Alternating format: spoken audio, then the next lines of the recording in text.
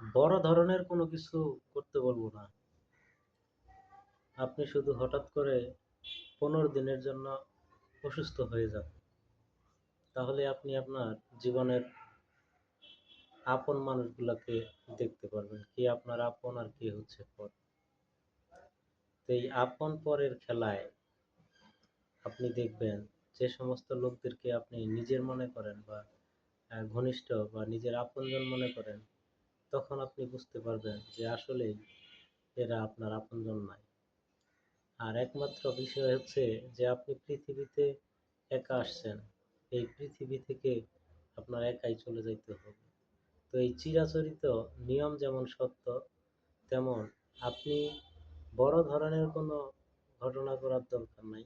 শুধু আপনি একবার 15 দিনের জন্য অসুস্থ হয়ে যান, তাহলেই আসলে বুঝতে পারবেন যে আপনার সত্যিকারের আপনজন কে। তবে হ্যাঁ, এমনও হয় যে আপনি অনেকদিন একসাথে আপনার মা, বাবা, ভাই, বোন অথবা সূত্র স্ত্রী, পুত্র, সন্তান এরা যারা আছে, তো আপনি দেখবেন যে এদের মধ্যে এমনও কেউ হয় যে আপনার জন্য প্রচুর পরিমাণে খেয়াল রাখতেছে, অনেক কিছুই করতেছে। তো এটা হচ্ছে দায়িত্ব এবং কর্তব্যের মধ্যে। তো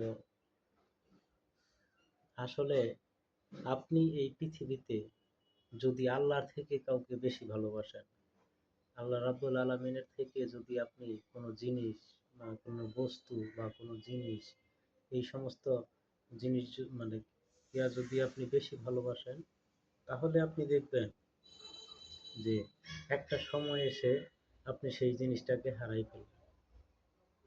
তো মূলত যে বিষয়টা সেটা হচ্ছে যে আপনি এই পৃথিবীতে একা আসছেন, আপনাকে কিন্তু এই পৃথিবী থেকে একাই চলে যাইতে হবে।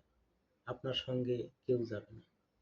তো সেই সূত্র ধরে আপনি আমরা যারা আছি, আমাদের কিন্তু সবারই উচিত যে অবশ্যই এমন কিছু করা যাতে আমরা সেই উপরে যে একজন ব্যক্তি আছে উনি যেন আমাদেরকে পছন্দ করে।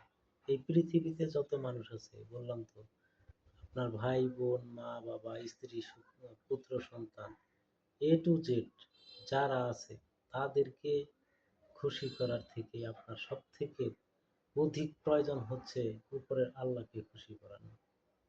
তো এই ভিডিওটা হচ্ছে দেওয়ার উদ্দেশ্য হচ্ছে যে আপনি যাদেরকে আপনজন মনে করেন, আদৌ কি আপনার আপনজন তারা?